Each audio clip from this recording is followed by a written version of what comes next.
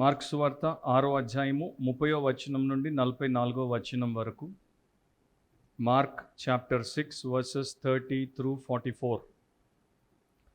అంతటా అపోస్తలులు యేసునొద్దకు కూడి వచ్చి తాము చేసినవన్నీయు బోధించినవన్నీయు ఆయనకు తెలియచేసిరి.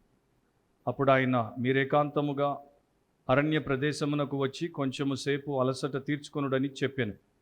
ఏలయనగా అనేకులు వచ్చుచూ పోవుచూ నుండినందున భోజనము చేయుటకైనను వారికి అవకాశము లేకపోయెను. కాగా వారు దోణి ఎక్కి అరణ్య ప్రదేశమునకు ఏకాంతముగా వెళ్ళిరి.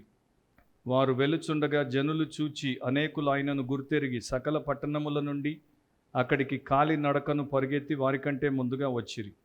కనుక యేసు వచ్చి ఆ గొప్ప జనసమూహమును చూచి వారు కాపరులేని గొర్రెల వలె ఉన్నందున వారి మీద కనికరపడి వారికి అనేక సంగతులను బోధింపసాగెను.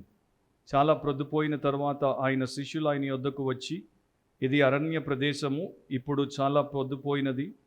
చుట్టుపట్లనున్న ప్రదేశములకు గ్రామములకును వారు వెళ్ళి భోజనముకేమైనను కొనుక్కొనుటకు వారిని పంపివేయమని చెప్పిరి. అందుకైన మీరు వారికి భోజనం పెట్టుడనగా వారు, మేము వెళ్ళి 200 దేనారముల రొట్టెలు కొని వారికి పెట్టుదుమా అని ఆయనను అడిగిరి. అందుకైన, మీ వద్ద ఎన్ని రొట్టెలున్నవి పోయి చూడుడని వారితో చెప్పాను. వారు చూచి తెలుసుకొని 5 రొట్టెలను 2 చేపలునున్నవనిది. అప్పుడు ఆయన పచ్చిక మీద అందరూ పంక్తులుగా కూర్చుండవల్లని వారికి ఆజ్ఞాపింపగా వారు 100 మంది చొప్పునను 50 మంది చొప్పునను పంక్తులు తీరి కూర్చుండిరి.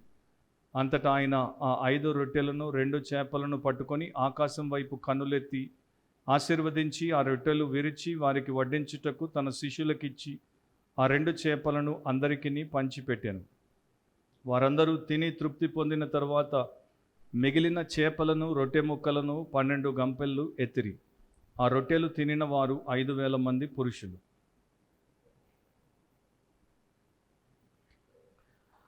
ప్రేమ స్వరూపుడు అయిన మా దేవా, ఈ ఉదయము సంఘముగా కూడుకోవడము, మేము సజీవు లెక్కలో ఉండి మిమ్మల్ని స్తుతించి ఆరాధించడము, మీ వాక్యమును వినటము మా ధన్యత.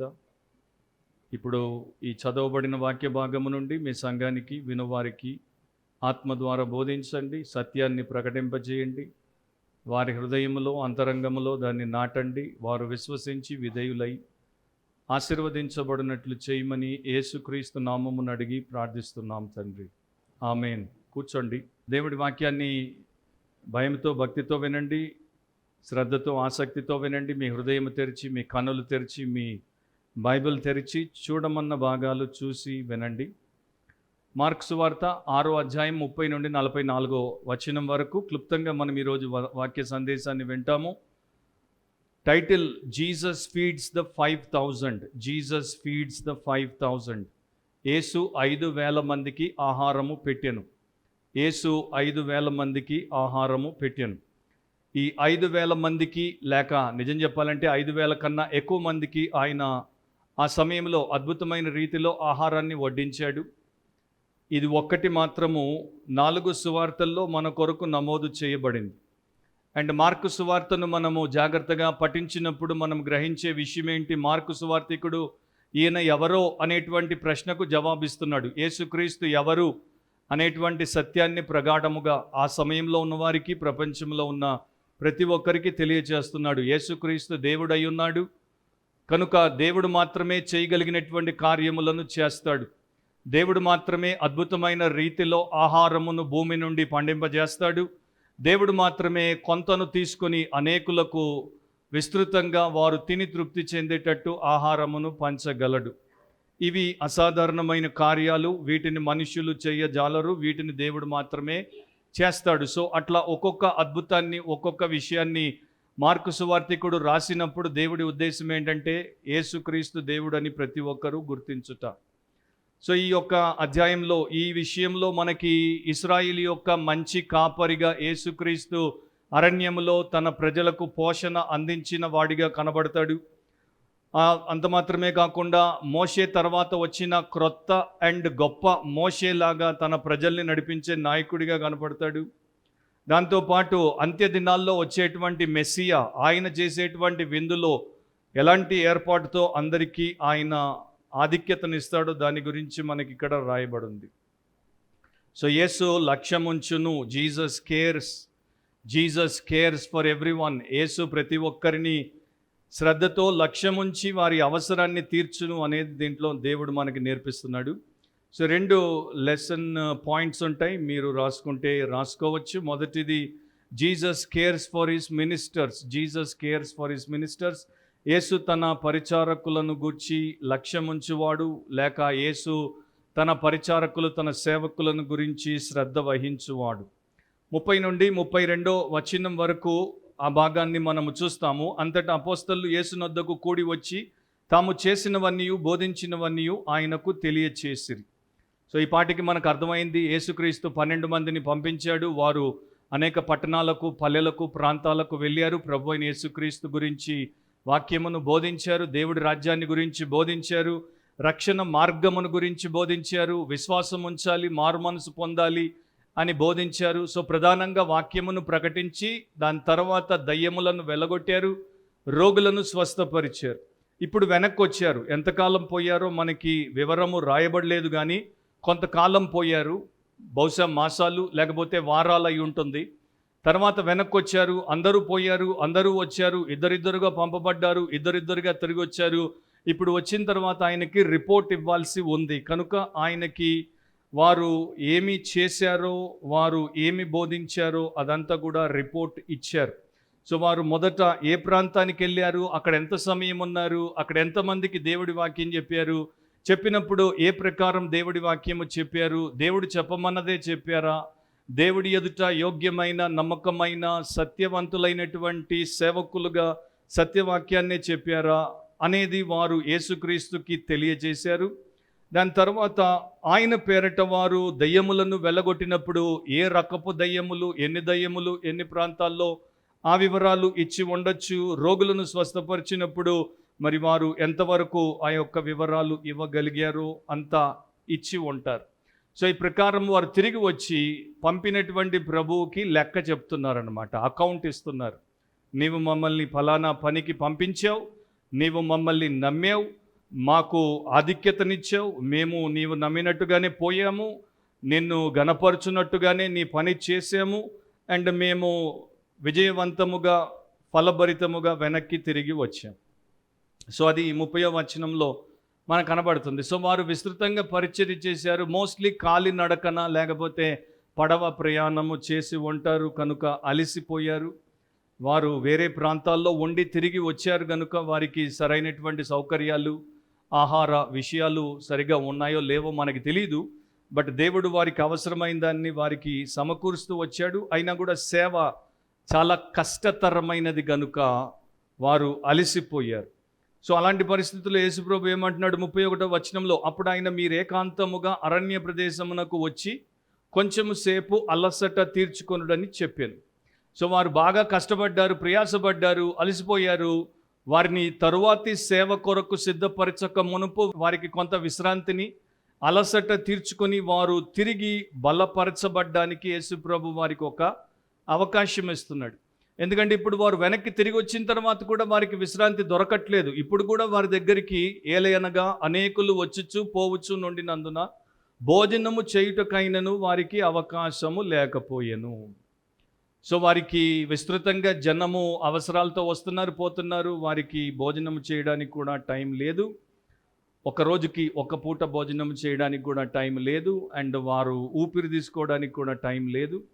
సో ఆ పరిస్థితిలో యేసుప్రభు అంటున్నాడు, కొంత సమయము ఏకాంతముగా అరణ్యములోనికి, జనము లేనటువంటి స్థలానికి నాతో మీరు వచ్చేయండి, అక్కడ విశ్రాంతి తీసుకోండి, అక్కడ తిరిగి బలపరచబడండి. సో ఆయన తన సేవకుల పట్ల ఎంత మంచి ఆలోచన కలిగి ఉన్నాడో చూడండి, వారి పట్ల ఎంత శ్రద్ధ ఉందో చూడండి. వారి దేహానికి, వారి మనస్సుకు, వారి ఆత్మకు అవసరమైనటువంటి విశ్రాంతిని వారికి ఇవ్వాలని ఆయన ఆలోచించి నెక్స్ట్ అసైన్మెంట్ వారికి ఇచ్చే ముందు వారు నీరు గారిపోయి ఉంటే, నీరసించి ఉంటే అది సరిగ్గా చేయలేరని వారిని మరొకసారి రివైవ్ చేయడానికి, వారిని బలపరచడానికి, వారిని విశ్రాంతి తీసుకోమని చెప్తున్నాడు. సో ఆ ప్రకారం 12 మంది యేసు ప్రభుతో విశ్రాంతికి వెళ్ళాల్సినటువంటి స్థితి. అక్కడ గ్రీకు పదము మనము 31లో చూసినప్పుడు కొంచెము సేపు అలసట అనుంది. విశ్రాంతి అనేది కనబడదు, రెస్ట్ అని ఇంగ్లీష్ బైబిల్స్లో ఉంటుంది. సో అలసట తీర్చుకోండి. అక్కడ వాడబడినటువంటి వర్బ్ యొక్క మూల అర్థం ఏంటంటే, మీరు సేద తీరండి, but at the same time తరువాత పని కొరకు మరలా బలము పుంజుకోండి. ఇప్పటిదాకా మీకున్న అలసట నుండి సేద తీరండి, మరలా తరువాతి పని కొరకు మీరు బలము పుంజుకోండి. ఇప్పటిదాకా మీ కొరకు సమయం లేకుండా ఇతరుల కోసం మీ సమయము, మీ సామర్థ్యము, మీ సమస్తాన్ని కేటాయించారు. ఇప్పుడు మీరు కొంతసేపు నాతో ఉండండి, వాటన్నింటినీ పక్కన పెట్టండి అని యేసుప్రభు వారికి చెప్పాడు. మనందరికీ తెలుసు, జీవితంలో ప్రతి స్థాయి మనిషికి ఏదో ఒక రకమైనటువంటి బాధ్యత ఉంటుంది, ఏదో రకమైనటువంటి పని ఉంటుంది. వారు ఎంత బాగా చేస్తారు, ఎంత బాగా చెయ్యరు అనేది వేరే విషయం. కానీ ప్రతిరోజు ఉదయం లేవగానే స్త్రీకి, పురుషుడికి, పిల్లవాడికి, పెద్దవాడికి అందరికీ బాధ్యతలు, బరువులు ఉంటాయి, పనులుంటాయి. జీవితం అనేది మరి ఆ ప్రకారం వారం వారం, మాసం మాసము ముందుకు సాగుతున్నప్పుడు వీటి చేత మనుషులు అలసిపోతారు, శరీరాలు అలసిపోతాయి, మనస్సులు అలసిపోతాయి, వారి ఆత్మలు అలసిపోతాయి. సో వారికి విశ్రాంతి అవసరం. దేవుడు అందుకని ఏం చేశాడు, మానవునికి ఆయన విశ్రాంతిని వాడి జీవితంలో భాగముగా పెట్టాడు. పగలు 12 గంటలు పెట్టాడు, రాత్రి 12 గంటలు పెట్టాడు. పగలు వాడు పని చేస్తాడు, కష్టపడతాడు, రాత్రి వాడు పడుకుంటాడు, విశ్రమిస్తాడు, అలసట తీర్చుకుంటాడు. ఇది ప్రతిరోజు పెట్టిన సైకిల్ అన్నమాట. దాంతోపాటు వారానికి ఒక రోజును ఆయన విశ్రమించడానికి, అలసట తీర్చుకోవడానికి, దేవుడిని ఆరాధించడానికి పెట్టాడు. సో రోజు సగము విశ్రాంతికి పెట్టాడు, వారానికి ఒక రోజు విశ్రాంతికి పెట్టాడు. మధ్య మధ్యలో మరి ఇతర సెలవులు వచ్చి వాటి ద్వారా విశ్రాంతి తీసుకోవడానికి దేవుడు మనుషులకి అవకాశాన్ని ఇస్తున్నాడు. ఇక్కడ ఆయన సేవకులకి విశ్రాంతి అవసరం. మామూలుగా మనం అనుకుంటాం అందరికీ సెలవులు ఉంటాయి, ఉద్యోగులకి క్యాజువల్ లీవ్స్ ఉంటాయి, ఉద్యోగులకి సిక్ లీవ్స్ ఉంటాయి, ఉద్యోగులకి పెయిడ్ లీవ్స్ ఉంటాయి, ఉద్యోగులకి మరి హాలిడే లీవ్స్ ఉంటాయి. కానీ పాస్టర్లకి అట్లాంటి లీవ్స్ ఉండవు. పాశ్చాత్య దేశాల్లో, వెస్టర్న్ కంట్రీస్లో, ముఖ్యంగా అమెరికాలో, యూకేలో మరి ఈ సెబాటికల్ అంటే వారికి సెలవుతో కూడినటువంటి విశ్రాంతిని, అంటే వారికి జీతం ఇచ్చి, వారి ప్రయాణపు ఖర్చునిచ్చి, వారు ఎక్కడికి పోతారో ఆ హాలిడే యొక్క ఖర్చంతా భరించి చర్చెస్ వారిని ప్రతి సంవత్సరము పంపిస్తాయి. ఒకప్పుడు బాగా జరిగేది, ఇప్పుడు అది కూడా తగ్గిపోయింది. కానీ మన దేశం లాంటి దేశంలో పాస్టర్ అంటే 365 దినాలు అతడు మరి తన్ను తాను అరగ్గొట్టుకోవాలి, అతడు ఆహుతైపోవాలి అనేటువంటి ఆలోచన మనకుంది. కనుక పాస్టర్లకి మనము అట్లాంటి రెస్ట్ని ఇవ్వడానికి, రిలాక్సేషన్ కొరకు, రీజువినేషన్ కొరకు వారిని మనము పంపించం. ఒకవేళ ఎవరైనా పోతే కూడా, అమ్మా మా పాస్టర్ సెలవు పెట్టాడంట, పోయాడంట అంటారు. సో బైబిల్లో ఉన్నటువంటి విషయాన్ని మనము నేర్చుకున్నప్పుడు ప్రతిదీ కూడా మనము దేవుడు మెచ్చే రీతిలో సరిగ్గా చేస్తాం. సో ఈ అపోస్తలు, ఈ 12 మంది శిష్యులు విస్తృతంగా పనిచేశారు. అండ్ వారు సువార్త ప్రకటించారు. తర్వాత పగలు లేదు, రాత్రి లేదు, మనుషుల్ని స్వస్థపరిచారు, నూనె రాచి ప్రార్థనలు చేశారు, దయ్యాలను వెళ్ళగొట్టారు. ఆ రకంగా వారు ప్రాంతాలు తిరిగారు. సో వారికి ఇప్పుడు అలసటతో కూడి ఉన్నారు కనుక వారికి విశ్రాంతి అవసరం. చార్ల్స్ స్పర్జన్ చాలా పెద్ద సంఘ కాపరి. ఉదయము సర్వీస్లో 6,000, రాత్రి సర్వీస్లో 6,000 ఉండేవారు. అండ్ కొన్నిసార్లు ఎక్కువ మంది వస్తే ఆయన ఓన్ చర్చ్ మెంబర్స్ని ఇంట్లో ఉండమనేవాడు, వేరే వారిని చర్చ్ బిల్డింగ్ లోపలికి రానిచ్చి వాక్య పరిచర్య వినిపింప చేయడానికి.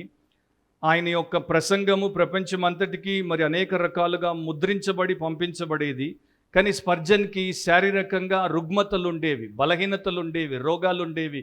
కనుక ప్రతి సంవత్సరము కొన్ని వారాలు స్విట్జర్లాండ్కి ఆయన సెబాటికల్ మీద, అంటే సెలవు పెట్టేసి ఈ పాస్టోరల్ పని చేయకుండా, ప్రసంగాలు చేయకుండా, అందరితో పరిచర్య చేయకుండా నెమ్మదిగా పోయి ప్రార్థన చేయడానికి, బైబిల్ చదువుకోవడానికి, సేదతీరి బలపరచబడి తిరిగి రావడానికి పోయేవాడు.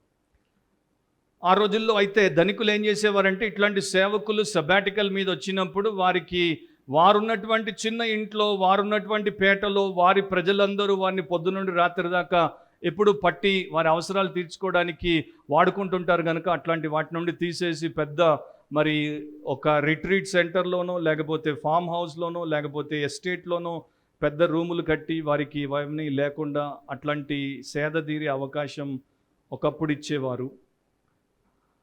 సో వీరు ఏం చేస్తున్నారు, బాగా కష్టపడుతున్నారు. కొంతమంది పాస్టర్లు అనుకుంటారు అట్లాంటిది మనం చేయకూడదు, మనం ఉన్నది దేవుడి పని చేయడానికి, దేవుడు పని చేసేటప్పుడు మనకి ఈ లోకంలో విశ్రాంతి ఉండదు, నేను కూడా అంటుంటాను అప్పుడప్పుడు. ఒక పెద్ద సేవకుడు నాకు అన్నాడు, నువ్వు ఇట్లా దేవుడి పని విశ్రాంతి లేకుండా తీసుకుంటే దేవుడు అనుకున్నంత కాలం నువ్వు బతకవు, దేవుడు నిన్ను లోకంలో వాడుకోవాలన్నంత వాడుకోకుండా ముందే చచ్చిపోతావు అన్నాడు. అది ఫ్యాక్ట్ అది. సో రస్కిన్ అనేటువంటి ఒక మేధావి మన తరాన్ని గురించి, మన మానవ ప్రపంచాన్ని గురించి ఇట్లా అన్నాడు, machine ridden and devil driven age. మనుషులు machine ridden and devil driven అంటే ఎంతసేపు యంత్రాలతో పని పెట్టుకొని ఉంటారు, పని చేస్తుంటారు, అండ్ సాతాను వారిని పరుగు పెట్టేటువంటి తరము ఇది. సో ఒక సేవకుడు ఇట్లాగే నేను మరి విశ్రాంతిని కోరుతున్నాను అంటే ఆయన మీద ఉన్నటువంటి నాయకుడు అన్నాడంట, మనకు చచ్చిన తర్వాతే విశ్రాంతి అని. దానికి ఇంకొక పెద్ద సేవకుడు ఏమన్నాడంటే, నువ్వు విశ్రాంతి లేకుండా దేవుడి సేవ చేద్దాం అనుకుంటావు, కానీ నీవు విశ్రమించకుండా ఆయన సన్నిధిలో నీవు సమయం గడపకపోతే ఆయన దగ్గర నుండి నీవు బలం పొందుకోలేవు, ఆయన దగ్గర నుండి జ్ఞానం పొందుకోలేవు, ఆయన దగ్గర నుండి అనుగ్రహం పొందుకోలేవు, అభిషేకం పొందుకోలేవు. నువ్వు పోయి చేసేటువంటి సేవ ఎందుకు పనికి రాదు. ఎందుకంటే మనము సమయము తీసుకొని ఏకాంతంగా ప్రభు సన్నిధిలో ధ్యానపూర్వకంగా ఉండకపోతే మనుషులకు కావలసినటువంటి సేవలు అందించలేము. సో రెస్ట్ అనేది శరీరానికి, మనస్సుకు, ఆత్మకు అవసరము. మినిస్ట్రీలో ముఖ్యంగా సేవకుల గురించి దేవుడు మాట్లాడాడు కనుక ఫిజికల్ టాయిల్ అనేది, అంటే శారీరక శ్రమ అనేది చాలా ఉంటుంది. ఒక క్రైస్తవ డాక్టర్ ఈ ప్రకారము చెప్పారు, 1 గంట ప్రసంగము 8 గంటల శరీర కష్టముతో సమానం. అంటే 8 గంటలు కూలోడు రోడ్డు మీద ఎట్లా పనిచేస్తాడో తట్టలు మోసి, అట్లా 1 గంట ప్రసంగము అంత కష్టతరమైనది. ఇక మినిస్ట్రీ అనేది మెంటల్ టాయిల్, అంటే మానసికంగా ఉండేటువంటి శ్రమకు ఒక సాదృశ్యం. ప్రార్థన అనేది సులువైనటువంటి విషయం కాదు. మార్టిన్ లూథర్ అనేవాడు, యథార్థంగా ప్రార్థన చేయాలంటే ఆత్మకు చెమట పడుతుంది. మీకు ఎప్పుడైనా ఆత్మకు చెమట పట్టిందో లేదో నాకు తెలియదు, కానీ యాక్చువల్ ప్రేయర్, సేవకులు చేసేటువంటి ప్రేయర్ ఆత్మకు చెమట పడుతుంది, అండ్ ఇక శరీరానికి ఎట్లాగో పడుతుంది. ప్రిపరేషన్ అనేది మామూలు విషయం కాదు. మనము ఒకరికి ఒక పూట భోజనం పెట్టాలంటే మరి దానికోసం కావాల్సిన ప్రిపరేషన్ మనం చేస్తాం. ఫిజికల్ ఫుడ్ని మనం రకరకాలవి వేసి వండి పెడతాం. మరి ఆత్మీయ ఆహారాన్ని పైనుండి పొంది దాన్ని సరిగ్గా మరి చూసుకుని వాక్యముతో పోల్చి తర్వాత సిద్ధపడి ఆ తర్వాత దాన్ని ప్రకటించటకు ముందుకు ధ్యానించి అదంతా చేయాలంటే దానికి మనస్సు చాలా మరి కష్టపడాల్సి వస్తుంది. అది సేవకులు యథార్థమైన వారు చేస్తారు. మూడవది ఏంటంటే మినిస్ట్రీ ఇన్వాల్వ్స్ ఇమోషనల్ టాయిల్. మానసికంగా అంటే వారు భావోద్రేకంగా కదల్చబడతారు. వారు సేవకులు కానీ వారు కూడా ఒక విశ్వాసే, వారు కూడా ఒక క్రైస్తవుడే. వారికి కూడా శోధనలు ఉంటాయి, శరీర సంబంధమైన అండ్ లోక సంబంధమైనటువంటి సాతానీయమైనటువంటి శోధనలు ఉంటాయి. సో వ్యక్తిగతంగా వారి యొక్క శోధనలు, శ్రమలు, సవాళ్ళు ఉంటాయి. వారి కుటుంబానికి శోధనలు, శ్రమలు, సవాళ్ళు ఉంటాయి. వారి సంఘానికి శోధనలు, శ్రమలు, సవాళ్ళు ఉంటాయి. ఇవన్నీ కూడా వారు మోస్తారు. వారి యొక్క ఇమోషన్స్ మీద ఇవి చాలా బరువుగా ఉంటాయి. ఎక్కువ ప్రెషర్ వారి మీద ఉంటాయి. సో ఇది వారికి పగలు రాత్రి నిద్రను, నెమ్మదిని ఇవ్వకుండా చేస్తాయి. వారికి నొప్పిని కలిగిస్తాయి. వారికి అల్లాడిపోయేటట్టు చేస్తాయి. అంటే ఒక మనిషి లారీ టైర్ కింద పడితే లారీ బరువు అంతా వాడి మీద ఉన్నప్పుడు వాడు ఎట్లా అల్లాడుతాడో, యథార్థమైన సేవకులు ఆత్మల భారమును భరించినప్పుడు అట్లాగే అల్లాడుతారు. సో అట్లాంటి వారికి విశ్రాంతి అవసరం. వీటన్నిటికీ మించి స్పిరిచువల్ టాయిల్, ఆత్మ సంబంధమైనటువంటి ఆ పోరాటంలో, పరిశ్రమలో వారికి విశ్రాంతి కావాలి. సాతాను మూకలతో వారికి నిరంతరము శ్రమ. డాక్టర్ వ్యాన్స్ హ్యావ్నర్ అనే సువార్థికుడు అందుకనే ఇట్లా అనేవాడు, తరచూ అనేవాడు, if you don't come apart and rest you will come apart. మీరు పక్కకు వచ్చి విశ్రాంతి తీసుకోకపోతే మీరు అట్లా పగిలి పక్కకి అటు ఇటు 2 ముక్కలు అయిపోతారు అనేవాడు. అది కరెక్టే. ఒక సేవకుడు, ఆయన పేరు హ్యూ మ్యాక్మిల్లన్. ఆయన ఒకసారి ఒక దేశంలో ఒక వర్క్షాప్కి వెళ్ళాడు. వర్క్షాప్లో ఒక పనివాడు మరి కర్పూరముతో ఆయన దండను తయారు చేస్తున్నాడు, నెక్లెస్ని తయారు చేస్తున్నాడు. ముత్యాలతో దండ చేసినట్టు కర్పూరముతో దండ చేస్తున్నాడు. సో లేత్ మిషన్ ఉంది, కర్పూరపు ముద్దలు ఉన్నాయి. సో ఒక ముద్దను తీసుకుంటాడు, లేత్ మిషన్ దగ్గర అట్లా దాన్ని పెడితే అది రౌండ్ అవుతుంది, తీసి పక్కన పెడతాడు. నెక్స్ట్ ముద్దను తీసుకుంటాడు, దాన్ని అట్లా నునుపు చేసి పక్కన పెడతాడు, మళ్ళీ తీసుకుని అట్లా నునుపు చేసి పక్కన పెడతాడు. నెక్లెస్కి ఎన్ని మరి బీడ్స్ అవసరమో, ఎన్ని ఆ యొక్క కర్పూరపు ముద్దలు అవసరమో చిన్నవి, అన్నీ చేసి పెడతాడు. మళ్ళీ మొదటిది తీస్తాడు, మళ్ళీ దాన్ని అట్లా నునుపు చేసి పక్కన పెడతాడు. పగల నుండి రాత్రి వరకు అట్లాగే చేస్తాడు. సో చూసేటువంటి డాక్టర్ ఈ హ్యూ మెక్మిలన్ అడిగాడు, ఒకేసారి దాన్ని నీకు కావాల్సిన సైజులో చేయొచ్చు కదా అంటే, పనివాడు చెప్పాడు, ఒకేసారి నేను కర్పూరాన్ని ఆ యొక్క లేత్ మిషన్కి పెట్టి దాన్ని చిన్న సైజుకి చేస్తే అది ముక్కలు తొనకలైపోతుంది. ఎందుకంటే లేత్ మిషన్ నుండి దీంట్లోనికి ఎలక్ట్రిసిటీ పాస్ అవుతుంది. అండ్ కర్పూరము మంచి ఎలక్ట్రిసిటీ కండక్టర్ కనుక దానికి ఎక్కువ వేడి తగలొద్దు.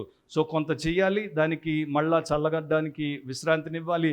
సో అట్లా పొద్దున్న నుండి రాత్రి దాకా దానికి రెస్ట్ ఇచ్చి, అది మళ్ళీ చల్లగైన తర్వాత మళ్ళీ వేడికి తాకించి, రెస్ట్ ఇచ్చి వేడికి తాకిస్తేనే అది నేను అనుకున్న నెక్లెస్లో భాగం అవుతుంది, లేకపోతే అది పనికి రాకుండా పోతుంది. సో సేవకులకు కూడా అంతే, వేడిగా వారు వాక్య పరిచర్య చేస్తారు అండ్ ప్రతి విధమైనటువంటి సేవ చేస్తారు. తర్వాత దేవుడు వారికి రెస్ట్ ఇస్తాడు. తర్వాత మళ్ళీ వారు తిరిగి బలంతో వచ్చి సేవ చేస్తారు. సో ఆయనతో వారు ఉండాలి. అదే ఇక్కడ ఆయన మనకి 3:14లో నేర్పిస్తున్నాడు. నాతో మీరు అరణ్య ప్రదేశానికి ఏకాంతముగా ఉండడానికి రండి. అక్కడ మనము కొంతసేపు ఈ మనుషులకు దూరంగా ఒకరితో ఒకరము సహవాసము చేద్దాం. సో దేవుడితో సహవాసం చాలా అవసరము. మన బిజీ లైఫ్లో మనము ప్రతిరోజు ఎన్నో విషయాలతో మరి కట్టుదిట్టము చేయబడతాము. వాటితో మనము మరి చాలా రకాలుగా కలతలకు లేకపోతే అటు ఇటు కదిలించబడుతూ ఉంటాం. దేవుడితో ఉండడం ఇది సేవకులకు మాత్రమే కాదు, ప్రతి ఒక్కరికి అవసరం. సో మీ బిజినెసెస్లో, మీ బిజీనెస్లో మీరు ఆయనకి టైం ఇచ్చేటువంటి వారిగా ఉండండి. అండ్ అట్లా ఉంటే మీరు మంచి పని చేస్తారు. మనం ఒక పనిలోనికి వస్తే మంచి నిష్ట కలిగినటువంటి వారు దాంట్లో కట్టుబడి పని చేస్తుంటారు. వర్క్ హాలిక్ అంటారు. సో అట్లా క్రీస్తు కొరకు మనము వర్క్ హాలిక్గా మారకూడదు. బ్రేకింగ్ పాయింట్ వచ్చేంత వరకు మనం అట్లా చేయకూడదు. మినిస్ట్రీలో ఉన్నటువంటి ఒక సెడక్షన్, ఒక శోధన ఏంటంటే, ఎక్కువసేపు వారికి ఇవ్వబడినటువంటి సంఘము, మినిస్ట్రీ లేకపోతే ఇతర ప్రాంతాలకు పోయి ప్రకటన చేయడం మీద వారు దృష్టి పెట్టి వారి స్వంత ఆరోగ్యాన్ని, వారి స్వంత జీవితాన్ని, వారి కుటుంబాన్ని, వారి కుటుంబ బాధ్యతలను వారు విస్మరిస్తారు. అట్లా విస్మరించకూడదు. ఎందుకంటే దేవుడు వారిని మొదట ఇచ్చిన ఆరోగ్యాన్ని కాపాడుకోమన్నాడు, తర్వాత వారి కుటుంబానికి ఉన్న అవసరాలు తీర్చమన్నాడు, ఆ తర్వాత సంఘం యొక్క పరిచర్యను చూడమన్నాడు. అది మీరు బైబిల్ న్యూ టెస్టిమెంట్ చదివితే కనబడుతుంది. ఫర్ ఎగ్జాంపుల్ అపోస్తలుల కార్యములు 20లో పౌలు ఎఫ్ఎస్సి పెద్దలకు అంటాడు, మీ మట్టుకు మీరు పూర్ణ జాగ్రత్త తీసుకోండి. మొదట మిమ్మల్ని మీరు జాగ్రత్తగా చూసుకోండి, తర్వాత మీకు దేవుడు అప్పగించిన మందను జాగ్రత్తగా చూడండి. చాలా తక్కువ మంది మినిస్టర్స్ గురించి వారి మెంబర్స్ ఇట్లా ఆలోచన చేస్తారు. కానీ వారి మాస్టర్ యేసుక్రీస్తు మాత్రము నా సేవకులకు విశ్రాంతి అవసరం అన్నాడు. సో తప్పకుండా సేవకులు సెబాటికల్ అనేది తీసుకోవాలి. ఆ సెబాటికల్ తీసుకొని విదేశాల్లో వారు 3 నెలలు 6 నెలలు కూడా పాస్టర్ గారు చర్చికి సెలవు పెట్టి వెళ్ళిపోతారు. ఏకాంత ప్రాంతంలో ప్రార్థన చేస్తారు, మరలా బైబిల్ అంతా చదువుతారు. తర్వాత వారికి దేవుడిచ్చిన విషయాలు పుస్తకాలుగా రాస్తారు, ముద్రిస్తారు, తిరిగి చర్చ్కి వస్తారు. సో వారు అట్లా పోయినప్పుడు వారికి వేరే వారు ఆ యొక్క పుల్పిట్ మినిస్ట్రీని చేస్తారు, ఇతర బాధ్యతలు చేస్తారు. సో నేను కూడా ఈ మధ్య అట్లాగే పోదాం అనుకుంటున్నాను. ఎప్పుడు పోతానో నాకు తెలియదు. దేవుడు సిగ్నల్ ఇవ్వగానే పోతాను. సో మీరు ముందుగానే ప్రిపేర్ అయి ఉంటే మంచిది. 1 నెల పోతానా, 2 నెలలు పోతానా, ఎన్ని నెలలు పోతానో తెలియదు. ప్రస్తుతం అయితే పోలేను, ఎందుకంటే మా పాప ఆరోగ్యం బాగాలేదు కనుక పోలేను. జూన్లో కూడా నేను సెంట్రల్ ఏషియా మినిస్ట్రీకి పోలేదు, పోస్ట్పోన్ చేశాను. నాకు ఒక అలవాటు ఉంది, ఎవరైనా నేను ఎక్కడికైనా వేరే ఊరికి వెళ్ళి మీటింగ్స్లో వాక్యం చెప్తుంటే, మీటింగ్ మధ్యాహ్నం ఉందనుకోండి లేకపోతే రాత్రి ఉందనుకోండి, నేను ప్రసంగం చేసేటప్పుడు వారు అక్కడ ఉండరు, ఇంట్లో ఉండి నాకు తర్వాత పెట్టే భోజనము చేస్తూ ఉంటారు. వంట చేసి వడ్డించే ప్రయత్నం చేస్తారు. నేను పాస్టర్ గారికి చెప్తాను, వారింట్లో నేను భోజనము చెయ్యను అని. ఎందుకు అంటే వారు నేను పెట్టేది తినకుండా వారు పెట్టేది నేను ఎందుకు తినాలి? ఏమంటారు మీరు? అంతే కదా. ఆహారము ఆత్మ సంబంధమైనది ముఖ్యము, శరీర సంబంధమైనది అంత ముఖ్యము కాదు. కంప్లీట్గా వద్దని నేను అనట్లేదు. కానీ వారు వచ్చి విని ఆ తర్వాత పోయి చేసి ఉంటే బాగుండేది. ఇంకొక 1-2 గంటలు నేను వారు వండి పెట్టేందుకు ఆగేవాడిని. ఎందుకంటే చరిత్రలో ఒక ఆయనకి చాలా అద్భుతమైనటువంటి అనుభవం ఎదురైంది. బిషప్ బాస్కామ్ ఆయన పేరు.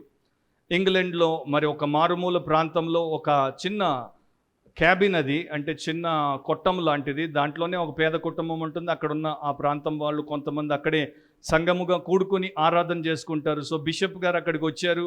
ఆ రోజు ఆరాధనలో వాక్యం చెప్తున్నారు. ఇంటి యజమాని ఎక్కడైతే ఈ చర్చ్ నడుస్తుందో ఆయన మెసేజ్ వింటున్నాడు, చాలా జాగ్రత్తగా వింటున్నాడు. కానీ సడన్గా మధ్యలో లేచాడు, బయటికి పోయి తన తుపాకీ తీసుకొని ఒక ఫాట్ ఫాట్ అని 2 సార్లు బుల్లెట్లు పేల్చిన శబ్దం వచ్చింది. మళ్ళీ వచ్చి తుపాకీ పక్కన పెట్టి కూర్చున్నాడు. మేబీ ఒక 3-4 నిమిషాలు అట్లా పోయి వచ్చేసాడు. బిషప్ గారికి అర్థం కాలేదు. బిషప్ మెసేజ్ అయిన తర్వాత ఆయన అడిగాడు, నువ్వు ఎందుకు మధ్యలో పోయావు, బయటకు పోయి ఏదో చేసావు, 2 సార్లు శబ్దం వచ్చిందంటే, మీరు ఇంత దూరం మా దగ్గరికి పనిగట్టుకొని వచ్చి మాకు మంచి ప్రసంగం ఇస్తున్నారు, కానీ నా మనసు మరి నెమ్మదిగా లేదు. ఎందుకంటే మీకు ఈ మధ్యాహ్నం భోజనం పెట్టడానికి మా ఇంట్లో మాంసం ఏదీ లేదు. సో నేను పేదవాడిని, సో మాంసం ఏదీ లేదు. బిషప్ గారు మళ్ళీ ఎప్పుడు వస్తారో తెలియదు, వచ్చిన వారికి పెట్టకుండా ఎట్లా పంపాలని చెప్పి నేను బాధపడుతున్నాను. ప్రసంగం వింటున్నాను, అదే టైంలో నాకు డోర్ దగ్గరే కూర్చున్నాను కనుక బయట పక్షుల శబ్దం వినపడింది. కొన్ని పక్షులు వచ్చాయి. నా తుపాకీ ఎప్పుడు పక్కనే ఉంటుంది కనుక వెంటనే తీసుకొని పోయి 2 పక్షుల్ని కాల్చేసాను, బుట్టలో పెట్టి వచ్చేసాను వండి మీకు పెట్టడానికి. సో అట్లా ఉంటే బాగుంటుంది.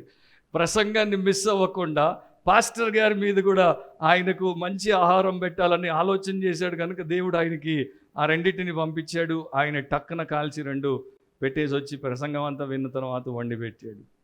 32వ వచనం, 32వ వచనంలో, కాగా వారు దోణి ఎక్కి అరణ్య ప్రదేశమునకు ఏకాంతముగా వెళ్ళిరి. సో యేసుప్రభు 12 మంది అట్లా పోయారు. సో అరణ్య ప్రదేశము అది ఎడారి అయి ఉండకపోవచ్చు, జనము లేనటువంటి ఏకాంత ప్రదేశం అయి ఉండాలి. వారు దోణి ఎక్కిపోయారు. సో ఆ యొక్క సముద్రానికి దరిదాపుల్లోనే, ఒడ్డుకు దగ్గరగానే పోయి ఉంటారు. ఎందుకంటే తర్వాత వచనాలను బట్టి మనము ఆ రకంగా ఈజీగా తెలుసుకోవచ్చు. అరణ్యము అనేది గతంలో కూడా నేను చెప్పాను, మార్క్స్ వార్తలో మనకు కనపడుతుంది, విల్డర్నెస్ అని ఉంటుంది ఇంగ్లీష్ బైబిల్స్లో. ఓల్డ్ టెస్టమెంట్ టీచింగ్ ప్రకారము దేవుడు అరణ్యములో తన ప్రజల్ని ఎదుర్కొంటాడు, అరణ్యములో వారిని పరీక్షిస్తాడు, అరణ్యములో వారిని దీవిస్తాడు, అండ్ అరణ్య వాసము తర్వాత దేవుడు వారికి విశ్రాంతినిస్తాడు. సో వీరిని కూడా ఆయన అదే ప్రకారము అరణ్యానికి తీసుకెళ్ళాడు, వారికి అక్కడ విశ్రాంతినిస్తున్నాడు. సో మార్కు మరలా ఆ యొక్క ఐడియాని మన ముందు పెడతాడు. రాసుకునే వారికి 2వ పాయింట్ రాసుకోండి, Jesus cares for the multitudes. Jesus cares for the multitudes. Yesu జన సమూహములను లక్ష్యము చేసెను, లేక యేసు జన సమూహములపై తన శ్రద్ధ చూపెను. ఇక్కడ 33 నుండి 44 వరకు మనము చూస్తాము. 33వ వచనంలో, వారు వెళ్ళుచుండగా, అంటే యేసుప్రభు 12 మంది దోణి ఎక్కిపోతుండగా జనులు చూశారు, అనేకులు ఆయనను గుర్తుపట్టారు. సకల పట్టణముల నుండి అక్కడికి కాలినడకను పరిగెత్తి వారికంటే ముందుగా వచ్చేసారు. సో వీళ్ళు అక్కడ నుండి వెళ్ళిపోదాం అనుకున్నారు దూరంగా, కానీ ఈ జనం వారిని చూసింది, గుర్తుపట్టింది, వారి వెంట వచ్చేసింది.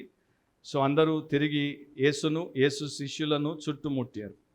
ఇక్కడ మార్కు సువార్తలో మనకి మార్కు సువార్తికుడు ఎట్లా రాశాడు, దేని తర్వాత దేనిని పెట్టాడు అనేది మీరు చూస్తే, ఒక విందు గురించి 14వ వచనం నుండి 29వ వచనం వరకు పోయిన లెసన్లో మనము చూసాం. హేరోదు చేసినటువంటి విందది. ఇప్పుడు హేరోదు ఎక్కడ చేశాడు? మహల్లో చేశాడు. యేసు చేసేటువంటి విందును ఇప్పుడు మనకి చూపిస్తున్నాడు. హేరోదు మహల్లో విందు చేశాడు, గనులకు అండ్ గొప్ప వ్యక్తులకు విందు చేశాడు. కానీ యేసుప్రభు అరణ్యములో విందు చేయబోతున్నాడు. యేసుప్రభు తారతమ్య భేదం లేకుండా అందరికీ విందు ఇవ్వబోతున్నాడు. హేరోదు స్వార్థపూరితుడు, స్వంత సుఖ భోగాల కొరకు విందు చేశాడు, తిని తాగాడు. కానీ యేసుప్రభు అక్కడ వారి అవసరాన్ని తీర్చడానికి, వారి ఆకలిని ఆయన తీర్చడానికి వారికి ఆయన అద్భుతమైనటువంటి విందును ఇచ్చాడు. సో ఇట్లాంటివి మనకి దేవుడు చూపిస్తూ ఉంటాడు అనమాట. వ్యత్యాసాలు అనేవి మనకి దేవుడు చూపిస్తాడు. హేరోదు కఠినాత్ముడు, విందులో ఒక ఆయన తల తెగొట్టించాడు. కానీ యేసుక్రీస్తు కనికరము గలవాడు, విందును ఆయన మరి లెక్క లేకుండా 1000 మందికి పంచిన తర్వాత ఇంకా బుట్టలు లేకపోతే గంపలు ఎత్తి పక్కన పెట్టించాడు. 34వ వచనాన్ని గమనిస్తే, కనుక యేసు వచ్చి ఆ గొప్ప జన సమూహమును చూచి, వారు కాపరి లేని గొర్రెల వలె ఉన్నందున వారి మీద కనికరపడి వారికి అనేక సంగతులను బోధింపసాగెను. సో యేసు ప్రభు ఆ గొప్ప జన సమూహాన్ని చూసినప్పుడు ఆయన గురించి సువార్తల్లో మనకి తరచూ ఏమని కనబడుతుందంటే కనికరపడి అని ఉంటుంది. ఇంగ్లీష్లో నాకు కేజేవి మొదట నేను చదివాను రక్షించబడిన తర్వాత కనుక అదంటే నాకు ఇష్టము. మూవ్డ్ విత్ కంపాషన్ అని ఉంటుంది. అంటే ఆయన పేగులు తరుక్కుపోయాయి. ఆయన లోపల వారిని చూసినప్పుడు, వారి అవసరాన్ని చూసినప్పుడు, కాపరి లేని గొర్రెల్లాగా దిక్కు లేకుండా వారు ఉన్నప్పుడు ఆయన లోపల నుండి మరి వారి మీద మరి తన్నుకొచ్చినటువంటి ఆ యొక్క కనికరముతో వారిని చూశాడు. సో కాపరి లేనటువంటి గొర్రెలు అండ్ ఆయనేమో కాపరి, మంచి కాపరి. సో ఆయన వారి మీద కనికరపడ్డాడు వారి అవసరాన్ని తీర్చడానికి. మరి ఇక్కడ యేసు వారి మీద కనికరపడినప్పుడు వారు యేసు దగ్గరికి ఏ కారణము చేత వచ్చారు మార్కు మనకి చెప్పడు. ఎన్నో కారణాల చేత వచ్చి ఉండొచ్చు. కానీ యేసు ప్రభు ఏం చేస్తున్నాడు, మొదట ఆయన వారి మీద తన కనికరాన్ని ఎట్లా చూపిస్తున్నాడు, వారికి వెంటనే ఆహారం పెట్టట్లేదు, వారిని వెంటనే స్వస్థపరచట్లేదు, వెంటనే వారిలో దయ్యాలు పట్టిన వారికి ఆయన విడుదల దయచేయట్లేదు. కానీ ఆయన వారికి అనేక సంగతులను బోధింపసాగెను. సో కాపరి లేని గొర్రెలు ఎట్లాంటి జీవితాన్ని జీవిస్తున్నారు, వారి ఇమీడియట్ నీడ్ ఏంటి, వెంటనే వారికి ఉన్న అవసరత ఏంటి అంటే ఆహారం కాదు, ఆరోగ్యం కాదు, ఐశ్వర్యం కాదు.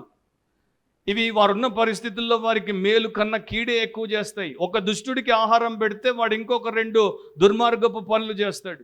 ఒక దుష్టుడికి మీరు ఆరోగ్యాన్ని ఇస్తే వాడు ఇంకా 4 ఏళ్ళు బతికి ఇంకో 4 చంపేస్తాడు. ఒక దుష్టుడికి మీరు ఐశ్వర్యం ఇస్తే వాడు వాడు చేతుల్లోనికి తీసుకొని జడ్జిలకి లంచం ఇచ్చి వాడు తప్పించుకొని తిరుగుతాడు. కనుక మనము దేవుడి యొక్క ఆలోచన రీతి ఏంటో తెలుసుకోవడం చాలా అవసరం. మనుషులకు నాయకులు లేనప్పుడు, మనుషులకు నైతికత తెలియనప్పుడు, మనుషులకి దేవుడితో సంబంధం లేనప్పుడు వారికి ఇవ్వాల్సింది ఆహారం కాదు, వారికి ఇవ్వాల్సింది ఆరోగ్యం కాదు, వారికి ఇవ్వాల్సింది ఐశ్వర్యం కాదు. ఈ రోజున క్రిస్టియానిటీ ఎక్కడ తప్పిపోయిందంటే అసలైంది వారికి ఇవ్వకుండా ఈ 3 వారు ఇస్తున్నారు.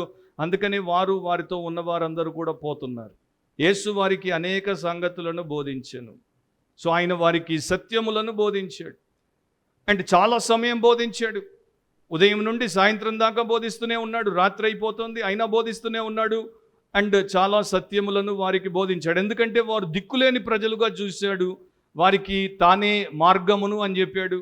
వారికి ఒక సత్యము తెలియనటువంటి, ఉద్దేశం లేనటువంటి ప్రజలుగా చూశాడు. నేనే సత్యమునని చెప్పాడు. అండ్ వారికి జీవము లేని జీవోత్సవాలుగా ఉన్నారు కనుక నేనే జీవమునని ఆ ప్రకారం వారిని ఆయన సిద్ధపరిచాడు. ఫ్రాన్స్లో ఒక రెవల్యూషన్ వచ్చినప్పుడు, విప్లవం వచ్చినప్పుడు ఒక సభికుడు అంటే ఒక నాయకుడు మాట్లాడుతూ ఇట్లా అన్నాడు, మన దేశంలో ఉన్నటువంటి యాజకులు, మన దేశంలో ఉన్నటువంటి తత్వవేత్తలు అంటే ఫిలాసఫర్స్, మన దేశంలో ఉన్నటువంటి ప్రభుత్వ నాయకులు ఎందుకని మన ప్రజలను అట్లా వదిలేశారు, ఎందుకు వారు కదిలి వారిని రక్షించట్లేదు అన్నప్పుడు ఆ సభలో కూర్చున్నటువంటి ఎవరో పెద్దగా గట్టిగా ఇట్లా అన్నారు, because they are cast in bronze. ఎందుకంటే వారు కంచుతో తయారైన వారు.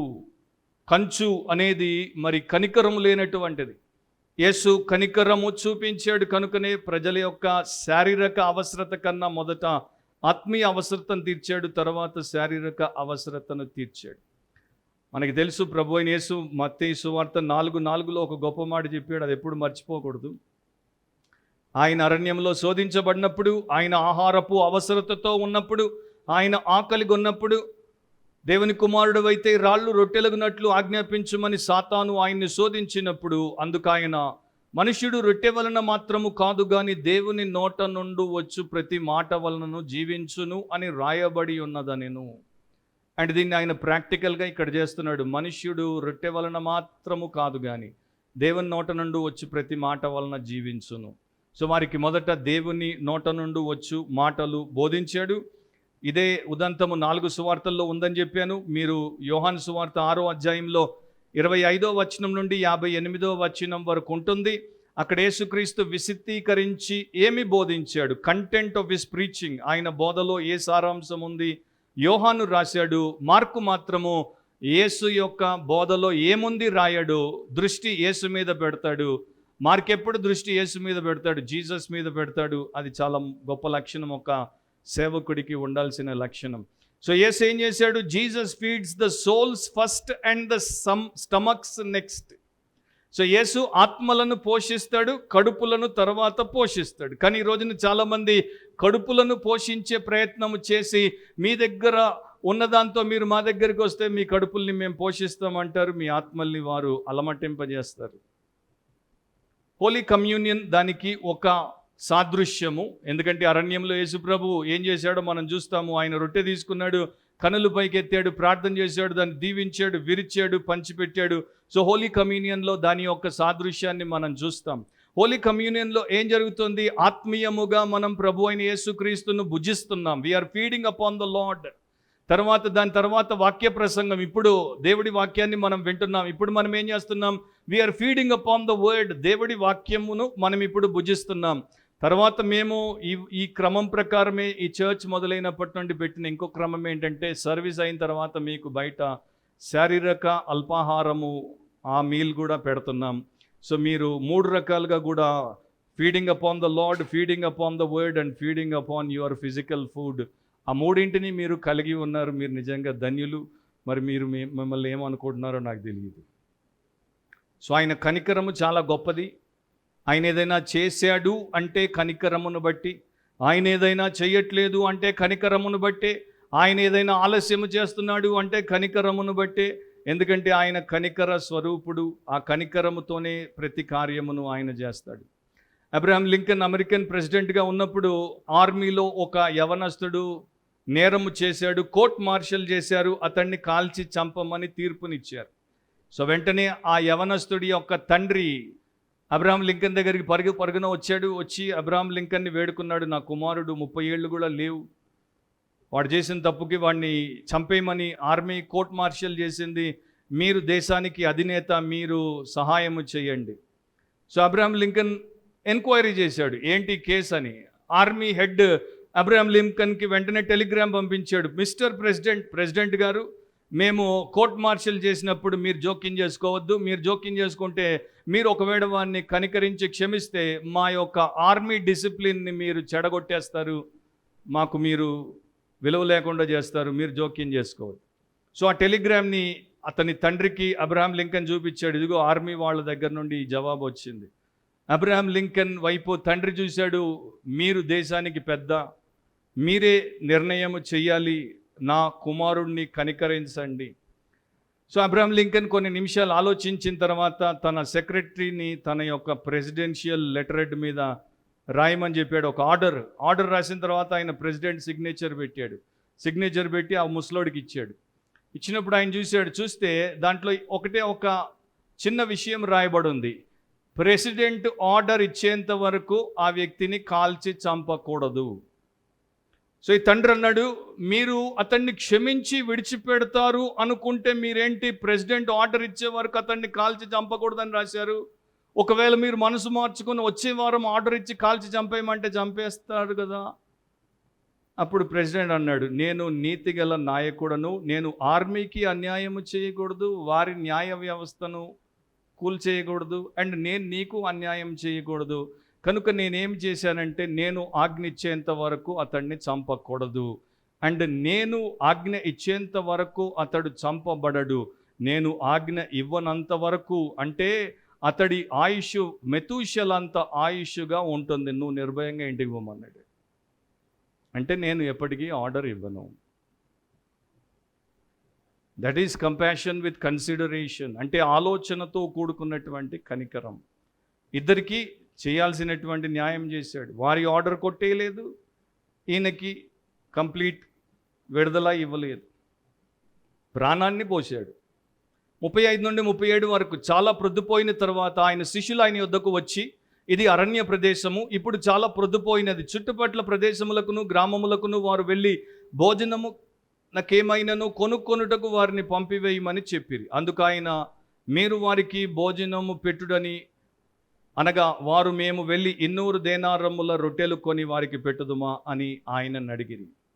ఇప్పుడు శిష్యులు పొద్దుపోయిందని గమనించారు, అరణ్య ప్రదేశం అని గమనించారు, అక్కడ అంతమందికి, వేల మందికి ఆహారము లభించదని వారు గమనించారు. వారు కూడా పెద్దగా ఆహారాన్ని వెంటబెట్టుకొని రాలేదని వారు గమనించారు.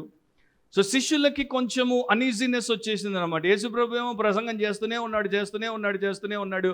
ప్రసంగము చేసే ఆయనకి బాధ లేదు, ప్రసంగం వినే మనుషులకి బాధ లేదు.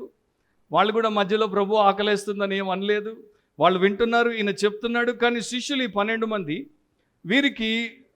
వీళ్ళు టైం కాన్షియస్ అయిపోయారు, అండ్ ఆ యొక్క ప్లేస్ కాన్షియస్ అయిపోయారు. ఇది అరణ్యము, చీకటి పడుతోంది, వీళ్ళ ఆహారం సంగతి ఏంటి అని యేసు దగ్గరికి వచ్చి వారు ఆయనకి సలహా ఇస్తున్నారు. ఆయనకి తెలియదు ఆ పొద్దుపోయినట్టు. ఆయనకు తెలియదు అది అరణ్య ప్రదేశం అని. ఆయనకు తెలియదు 1000 మంది ఉన్నారు, వీళ్ళందరికీ ఆయనే కదా వారికి కడుపులు తయారు చేసి ఇచ్చింది. ఆయనే కదా వారి యొక్క జీన్స్లో ఆకలి పెట్టింది. ఆయనకు తెలీదా? ఆయన ఏం చేయాలో ఆయనకు తెలుసు, కానీ ఆయన ఏం చేయబోతున్నాడో వీరికి తెలియదు కనుక వీరు అట్లా తొందరపడిపోయారు. బట్ వారి యొక్క కన్సర్న్ మంచిదే, వారి కన్సర్న్ మంచిదే. మనం కూడా ఎప్పుడైనా సెమినార్ పెడితే ఉదయం 9 నుండి సాయంత్రం 5 వరకు పెడితే మధ్యలో టీ బ్రేక్, తర్వాత లంచ్, తర్వాత స్నాక్ అన్నీ పెట్టి పంపిస్తాం. ఎందుకంటే వీళ్ళు ఆత్మీయంగానే కాదు శారీరకంగా కూడా వీరి యొక్క అవసరాలు తీరాలి. సో యేసు ప్రభువుకి వారు అట్లా చెప్పినప్పుడు యేసు ప్రభు వారిని మరి ఎట్లా చూశాడో నాకు తెలియదు, ఎందుకంటే మార్కు అది మనకి చెప్పట్లేదు. కానీ యేసు ప్రభుకు ఉన్నటువంటి ఒక నైజం ఏంటంటే ఆయన కొన్నిసార్లు కొన్ని రకాలుగా చూస్తాడు. మార్కులో కూడా ఆల్రెడీ నేను మీకు చెప్పాను ఒకసారి ఆయన ఎట్లా చూశాడు. ఎందుకు అట్లా చూసి ఉండొచ్చు అంటే అంతకుముందే 12-13 వచనాల ప్రకారం వీరందరినీ కూడా ఆయన పంపించాడు. ఎందుకు? వాక్యము ప్రకటించడానికి, దయ్యములు వెళ్ళగొట్టడానికి, రోగులను స్వస్థపరచడానికి, అంటే అసాధారణమైన కార్యాలు చేయడానికి దేవుడు వీరిని పంపాడు. దాంతోపాటు వీరు ఏమీ తీసుకోకుండా పోవాలన్నాడు. జోలె వద్దన్నాడు, సంచి వద్దన్నాడు, డబ్బు వద్దన్నాడు. అంటే వీరి యొక్క ఆహారం, వీరి యొక్క సమస్త అవసరాలు ఆయనే అసాధారణమైన రీతిలో తీరుస్తాడు. అదంతా వారు చూశారు, చేశారు, వెనక్కి వచ్చారు. కానీ ఇంకా వారికి విశ్వాసం లేదు. ఇంత చేసినటువంటి యేసు ఈ అరణ్యంలో ఎవరెక్కడికి పోకుండా, ఏ ఆహారం ఎక్కడి నుండి రాకుండానే వీళ్ళందరికీ ఆహారం పెట్టగలడు అనేటువంటి విశ్వాసం వారికి లేదు.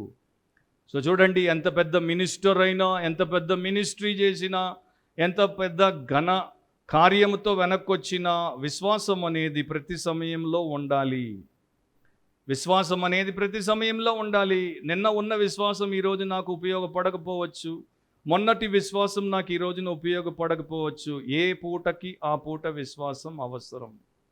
వాటన్నిటికీ నమ్మారు, కానీ ఇక్కడ ఈయన ఈ కార్యము చేస్తారు అని నమ్మలేకపోయారు. అందుకనే శిష్యులు ఏమంటున్నారు? పంపించేయమంటున్నారు. Send them away. మనం ఎట్లాగూ వీరి అవసరాన్ని తీర్చలేము కనుక వారిని పంపించేద్దాం. అది ఎంత బుద్ధిహీనమైనటువంటి ఆలోచన. జీవాహారపు రొట్టె ఎదురుగా ఉంటే ఆయన దగ్గర నుండి వీరందరికీ ఆహారం పంచిపెట్టబడాలి. కానీ శిష్యులు అంటున్నారు ఆయన దగ్గర నుండి వీరిని పంపించేద్దాం, వీరు ఊర్లకి, పక్కనున్న పల్లెలకు, ప్రాంతాలకు వెళ్ళి అక్కడ ఏదైనా కొనుక్కుంటారు. జలపు ఊట నుండి వీరిని పంపించేద్దాం, బయటికి పోయి అక్కడో నీళ్లు కొనుక్కుంటారు, తాగుతారు. వాళ్ళ దగ్గర ఏమీ లేదు. సో వారిని వారు తృప్తిపరచుకోలేరు. అది మానవుని యొక్క సమస్య. మనిషి తను తాను రక్షించుకోలేడు. తన పాపాన్ని తన ప్రయత్నాల ద్వారా, తన పూజా పునస్కారాల ద్వారా, తన పుణ్య కార్యాల ద్వారా పోగొట్టుకోలేడు. కనుక దేవుడే వాడికి రక్షణ అనేది అనుగ్రహించాలి. సో ఈ యొక్క మిరకిల్ దీంట్లో గాస్పుల్ ట్రూత్ ఉందన్నమాట. ఇది ఒక గాస్పుల్ మిరకిల్ అంటాను నేను. సువార్త అద్భుతం ఇది. దాంట్లో ఉన్న సత్యం ఏంటంటే యేసుక్రీస్తు వారి ఆకలి తీర్చి వారికి ఆహారం పెట్టినట్టు ప్రతి ఆత్మ నశించకుండా యేసు మాత్రమే ఆత్మ సంబంధమైన ఆహారమును పెట్టి వారిని నిత్య జీవానికి నడిపించువాడు. వారి దగ్గర తినడానికి ఏమీ లేదు. ఆ ప్రాంతం అరణ్యము, దాంట్లో తినడానికి ఏమీ దొరకదు. సో మనిషి తను తాను రక్షించుకోలేడు. మనిషి బతుకుతున్నటువంటి లోకం వాడిని రక్షించదు. యేసు అనే రక్షకుడే వాడిని రక్షిస్తాడు. అండ్ సమయం అయిపోతోంది, చాలా పొద్దుపోయింది. సో మనుషులు రక్షణ పొందడానికి ఇంకెక్కువ సమయం లేదు. ఇదే రక్షణ దినం. కాకపోతే పౌలు తర్వాత రాస్తాడు, వీరికి ఆ టైంలో ఇది అర్థమైనట్లేదు. ఫిలిప్పీ 4:19 కాగా దేవుడు తన ఐశ్వర్యము చొప్పున క్రీస్తు యేసునందు మహిమలో మీ ప్రతి అవసరమును తీర్చును. సో మీ ప్రతి అవసరాన్ని తీరుస్తాడు. మీ ప్రతి భోగాన్ని తీర్చాడు, మీ ప్రతి అవసరాన్ని తీరుస్తాడు. సో కనుక యేసుప్రభు అక్కడ వారికి ఏమి చెయ్యాలో చెప్తున్నాడు. మీరు వారికి భోజనము పెట్టుడనగా, మీరు పెట్టండి. లాజికల్లీ జస్ట్ ఇమాజిన్ చేయండి, 12 మంది, 5,000 మంది పురుషులు ప్లస్ స్త్రీలు, చిల్డ్రన్ అంటే పిల్లలు. సో లెక్క ప్రకారము పండితులు ఏమంటారంటే కనీసం ఎంత లేదన్నా 15,000 మంది వండాలి. 12 మంది 15,000 మందికి ఆహారం ఎక్కడి నుండి తెచ్చి పెడతారు? ఆ కపెర్నహూము గలిలయ సైజు ఆ 15,000 కన్నా తక్కువ. మరి అంతమందికి వడ్డన చేయడము, వస్తువును అమ్మడము, కూడా కష్టమే. అందుకనే వేరే వేరే ప్రాంతాలకు వెళ్ళని, అక్కడ పోయి కొనుక్కొని అంటున్నారు.